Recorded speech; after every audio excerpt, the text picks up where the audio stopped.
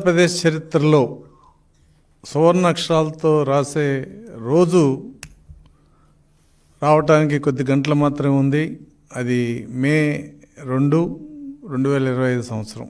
ఎందుకంటే రెక్కల తెగిపోయిన పక్షిలాగా అమరావతి రాజధాని అనుకున్న దాన్ని జగన్మోహన్ రెడ్డి ప్రభుత్వం ముక్కలు చేసి 3 రాజధానులని చెప్పి అమరావతిని పూర్తిగా విధ్వంసం చేసి ఇది శ్మశానం అని కూడా కామెంట్ చేసిన ప్రభుత్వం అది. అక్కడి నుంచి మరి అమరావతి రైతుల కష్టం, వాళ్ళ పోరాటం, న్యాయ పోరాటం, తెలుగుదేశం, బీజేపీ, జనసేన రాజకీయ పోరాటం అన్నీ కలిసి ఇవాళ అమరావతి రాజధానిని రీబిల్డ్ అమరావతి అంటే అమరావతి 2.0 అది ఏ పేరుతో పిలిచినా అమరావతిని పునర్నిర్మాణం చేస్తున్న శుభదినం రేపు. దానికి ప్రధానమంత్రి గారు రావటం ఇంకా ఆనందదాయకం. ఈ ఎన్నికల్లో ప్రజలు ఇచ్చిన తీర్పు కూటమికి 124, వైసీపీకి 11. అంటే ఈ తీర్పు బట్టి ప్రజల యొక్క కోరికలు, ప్రజల యొక్క భావాలు ఎలా ఉన్నాయనేది వైసీపీ ప్రభుత్వం, వైసీపీ నాయకులు ఇప్పుడు తెలుసుకునే ఉంటారు. కేంద్రం కూడా చాలా ఉదారంగా అమరావతికి సహాయం చేయటం, అలాగే దానికి కావలసిన లోన్లు, రుణ సదుపాయం ఇవన్నీ కూడా ఏర్పాటు చేయటం అనేది చాలా సంతోషించదగ్గ విషయం. మరి రేపు ప్రధానిగా మంత్రి గారు మరి 4 గంటలకు వచ్చి అమరావతి ఈ ఆంధ్ర రాష్ట్రంలో ఇంకా కొన్ని అభివృద్ధి కార్యక్రమాల్లో పాల్గొని వాటిని ప్రారంభించడం జరుగుతుంది. ఈ సందర్భంగా ప్రజలందరూ గుర్తుపెట్టుకోవాల్సిన విషయం, వైసీపీ చేసిన దుష్ప్రచారం, ఇది ఒక కులానికి చెందింది, ఒక ప్రాంతానికి చెందింది, లేదంటే ఇది మునిగిపోతుంది, ఈ నేల కట్టడానికి పనికిరాదు, ఇలా ఇది శ్మశానం, ఎన్ని గ్రాఫిక్స్, ఇది టెంపరీ క్యాపిటల్ కట్టి డబ్బులు నష్టపరిచాడు, ఇటువంటి ఆరోపణలు ఎన్ని చేసినా ఒక తుఫానికి, భూకంపానికి, వరదలకి నిలబడ్డ ఒక కొండరాయిలాగా మరి ప్రజల సంకల్పం బలం ఇవాళ అమరావతి నిలబడి, మరి బిల్లు పెట్టినా కూడా ఆ బిల్లుని కౌన్సిల్లో ఆ రోజున్న మేమంతా కూడా దాన్ని ఎదిరించి అమరావతిని చట్టబద్ధం కానివ్వకుండా 3 రాజధానులు చట్టబద్ధం కానివ్వకుండా ఉంటాకి చేసిన పోరాటాల ఫలితంగా ఇవాళ అమరావతి పునర్నిర్మాణం సాగుతుంది. జనరల్గా రాజధాని అంటే గుడికి ధ్వజస్తంభం, ఏ గుళ్ళు ధ్వజస్తంభాలు లేకుండా ఉండవు. గుడి కట్టినప్పుడు దానికంటే కూడా ధ్వజస్తంభ ప్రారంభానికి ఎక్కువ ప్రాముఖ్యత ఉంటుంది, కనుక దాని విలువ అటువంటిది. కానీ ఇవాళ రాజధాని అంటే ఏదో ప్రభుత్వం నిర్మించే సెక్రటేరియట్, హైకోర్టు, లేకపోతే రాజ్భవన్, క్వార్టర్స్, ఇవి కాదు రాజధాని అంటే. రాజధాని అంటే ఒక అవకాశాలకి ఒక అడ్రస్.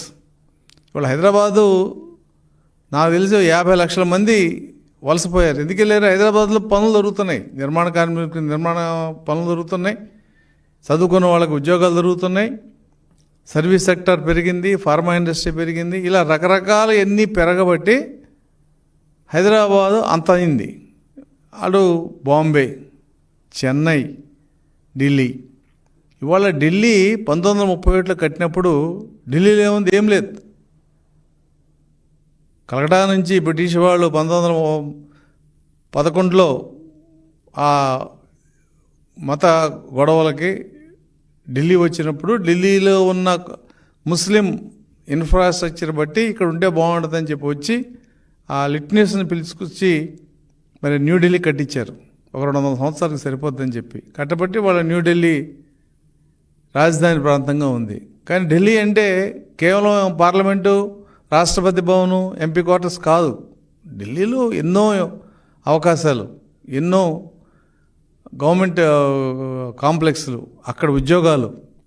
ఇది క్యాపిటల్ అంటే, రాజధాని అంటే పరిపాలనా సౌకర్యం కోసం మనం ఒక రాజధానిని ఏర్పరచుకోవడం సహజం. కానీ ఆ రాజధాని రాష్ట్రానికి మార్గదర్శకంగా ఉంటుంది, రాష్ట్రంలో ప్రజలకి అవకాశాలు కల్పించే ప్రాంతంగా ఉంటుంది, రాష్ట్ర అభివృద్ధికి ఇది ఒక ట్రెండ్ సెట్టర్ లాగా ఉండే రాజధాని. అటువంటి రాజధాని ఇవాళ చంద్రబాబు నాయుడు గారు చేయటం, దానికి ఫారిన్ వాళ్ళు వచ్చి సింగపూర్ వీళ్ళందరూ వచ్చి డిజైన్ చేయటం, కేంద్ర ప్రభుత్వం దాదాపు మరి ఏదైతే హడ్కో లోన్ కానీ, అటు వరల్డ్ బ్యాంక్ లోన్ కానీ, కేంద్ర ప్రభుత్వం గ్రాంట్ చేసిన అమౌంట్ కానీ ఎన్ని కలిపి ఇవాళ రాజధానిలో దాదాపుగా ఒక 60 నుంచి 70 వేల కోట్ల పనులు ఇప్పుడు రాజధానిలో జరగబోతున్నాయి. ప్రారంభమైనవి అన్నీ. అంటే 60-70 వేల కోట్ల పనులు రాజధానిలో జరుగుతున్నాయి అంటే కనీసం అందుట్లో 25,000 కోట్ల లేబర్ ఉంటుంది, 30,000 కోట్ల వరకు లేబర్ ఉంటుంది. ఆ 30,000 కోట్లు లేబర్ చేయటానికి గతంలో మార్చి 19న ఎన్నికలు జరగకముందు అమరావతి కన్స్ట్రక్షన్లో ఆ నైట్ తీసిన ఫోటో ఇప్పటికీ చూస్తే ఇది మన అమరావతి అనిపిస్తుంది. 20,000 మంది కార్మికులు పనిచేస్తున్నారు ఆ రోజున. ఇవాళ ఇంకెక్కువ మంది కావాలి. ఎందుకంటే ప్రభుత్వం ఈ 24-29లోనే అమరావతిని పూర్తి చేసి ఆ ప్లాట్లను రైతులకు ఇవ్వటం, రోడ్లు వేసి కేంద్ర ప్రభుత్వ కార్యాలయాలు నిర్మించిన విధంగా చేయటం, ఇన్ఫ్రాస్ట్రక్చర్ అంతా కూడా తయారు చేసి ఆ ప్లాట్లు లేకపోతే ల్యాండ్ ఇచ్చిన వాళ్ళు హోటల్స్ కానీ, హాస్పిటల్స్ కానీ, యూనివర్సిటీస్ కానీ వాళ్ళందరూ ఇక్కడికి వచ్చే విధంగా చేయాలని ప్రభుత్వం ఒక ఆలోచన. అంటే దీని మీద విపక్షం ఇప్పుడు కూడా విషం కక్కుతుంది. అమరావతికే డబ్బులు పెడుతున్నారని. అమరావతికి పెట్టేది జీవితంలో ఒక్కసారే. నువ్వు శ్రీశైలం ప్లంజ్ పూలు రిపేర్ చేయించలా, 5 సంవత్సరాలలో 5 రూపాయలు వేయలే నువ్వు. ఇవాళ దానికి కేంద్ర సంఘం జలవనరుల వాళ్ళు వచ్చి కామెంట్ చేశారు, దీన్ని అర్జెంటుగా చేయకపోతే డ్యామ్ సెక్యూరిటీకి ప్రమాదం అని. అలాగే గేట్లు కొట్టుకుపోయినాయి, నువ్వేం చేయలే. అది చేయకుండా నువ్వు ఇవాళ ఏదైతే క్యాపిటల్ జరుగుతుందో ఆ క్యాపిటల్ మీద కామెంట్ చేయటం మరి జగన్మోహన్ రెడ్డి వర్గానికి ఆ నాయకులకు కూడా ఇదో చెంపపెట్టు కావాలని మేము కోరుకుంటున్నాం. ప్రజలు కూడా అర్థం చేసుకోవాల్సింది ఏంటంటే ఇవాళ అమరావతికి పెట్టే ఖర్చు ఏది ప్రభుత్వ ఖజానా నుంచి పెట్టట్లేదు. అమరావతి కార్పొరేషన్, డెవలప్మెంట్ కార్పొరేషన్ వాళ్ళకున్న భూమి, రైతులు ఏదైతే 35,000 ఎకరాలు ఉచితంగా ఇచ్చారో ఆ భూమే వాళ్ళకి ఆస్తి. ఆ భూమిని తనఖా పెట్టుకుని ఆ భూమిని చూపించి, ఈ భూమిలో అభివృద్ధి చూపించి వాళ్ళు లోన్ తెచ్చుకుంటున్నారు. అది నమ్మే హడ్కో వాళ్ళు 11,000, అటు వరల్డ్ బ్యాంక్ కానీ వాళ్ళు కానీ 15,000 కోట్లు కేంద్ర ప్రభుత్వం గ్రాంట్ ఇవ్వడం జరిగింది.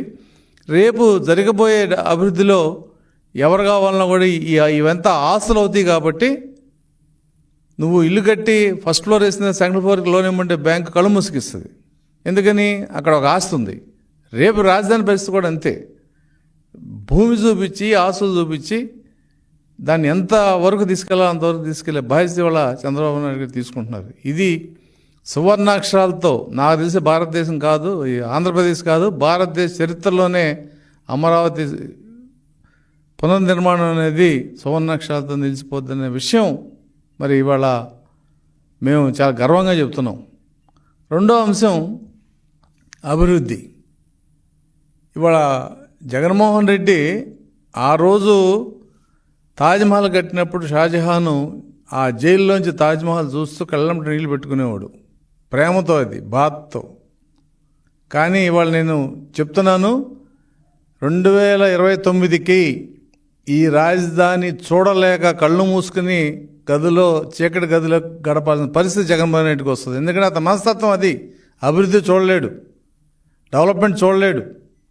ఎవరన్నా బాగుంటే దాన్ని తట్టుకోలేడు అతని మనస్తత్వం అది. కాబట్టి అమరావతి ఈ స్థాయిలో వచ్చిందనే విషయాన్ని అతను మానసికంగా తట్టుకోలేడు, చూడలేడు అతను.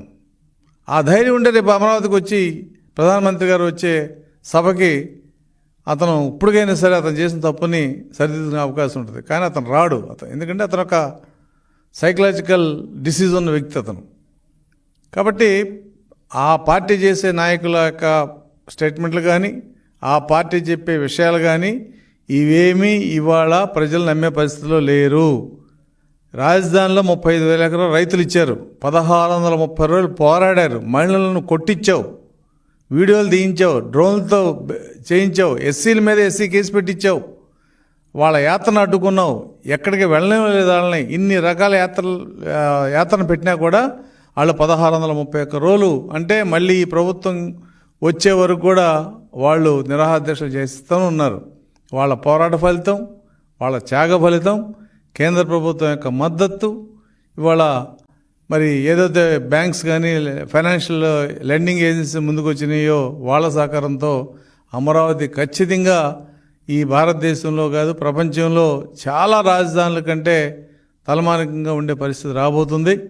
కాబట్టి ప్రజలు దీన్ని గమనించి ఇది మన రాజధాని, మనకిక్కడ హక్కు ఉంది.